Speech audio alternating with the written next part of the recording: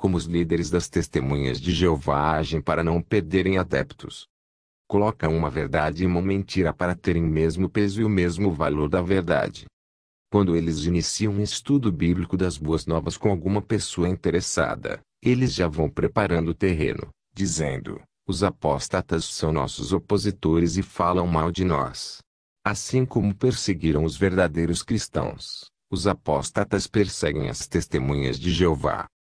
Verdade, a maioria dos judeus achavam que Jesus era um falso Messias e por isso perseguiam os cristãos. Então, isso era verdade mesmo. Mentira, as testemunhas de Jeová profetizavam que o fim do mundo, a grande tribulação e o Armagedon viria em 1914. Só que não veio. Era mentira. Mentira, as testemunhas de Jeová ensinavam por décadas que transplante de órgãos era canibalismo. Isso era uma falsa profecia delas. Falsa profecia, falso ensino ou mentira é tudo a mesma coisa. Verdade, os verdadeiros cristãos sabem que Jesus é o verdadeiro Messias ou o verdadeiro Cristo, e isso é uma verdade para os cristãos, pois os judeus que não aceitaram esta verdade, perseguem os cristãos até hoje. Isso também é uma verdade. Porém, as testemunhas de Jeová ou estudantes da Bíblia, como eram conhecidas, profetizaram que o fim do mundo, a grande tribulação e o Armagedon viria em 1914. Só que não veio. Era mentira. As testemunhas de Jeová colocam tudo isso na mesma balança com o mesmo valor. De tanto as testemunhas de Jeová falarem com seus estudantes estas falsas profecias junto com uma verdadeira profecia, os estudantes perdem o bom senso do discernimento e colocam no mesmo nível as falsas profecias e as mentiras, junto com as verdadeiras profecias, a verdade, e tudo fica igual. Colocam tudo isso com o mesmo peso e mesmo valor, e dizem: nossos opositores inventam mentiras contra nós. Mas é ético e de boa moral as testemunhas de Jeová agirem assim? É ético e de boa moral eu pegar uma nota de dinheiro falsa, junto com uma nota de dinheiro verdadeira, e dizer que ambas são verdadeiras? E sair por aí dizendo: olha, nossos opositores vão dizer que nós entregamos notas falsas de dinheiro, mas isso não é verdade. Dizem isso contra nós porque são apóstatas. Gostam de perseguir os verdadeiros cristãos.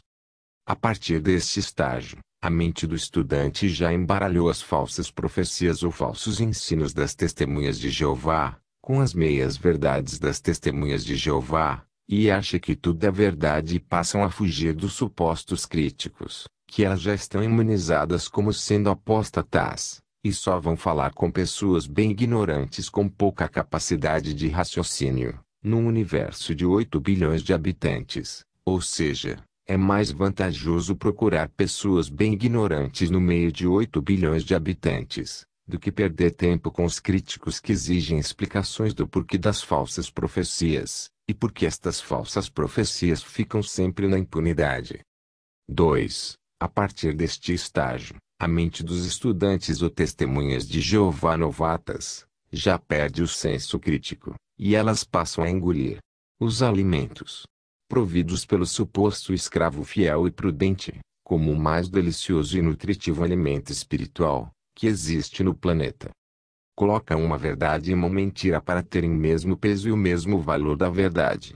E como as testemunhas de Jeová perdem o senso crítico, não conseguem mais discernir as contradições que o corpo governante lhes ensina no dia a dia.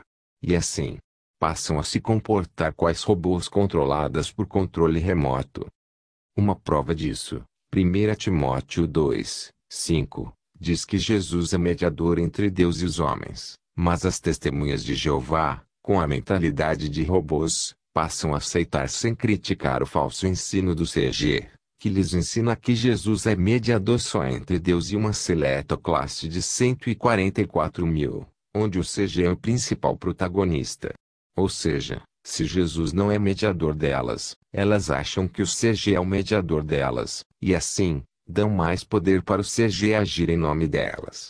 E a faculdade de raciocínio delas passa cada vez mais a ser atrofiada, enfraquecida, a ponto de textos bíblicos cristãos básicos e fundamentais como Gálatas 3, 26 e Romanos 8, 14 serem anestesiados na mente delas e elas perdem o discernimento, achando que filhos de Deus são só uns CG ou 144 mil cristãos.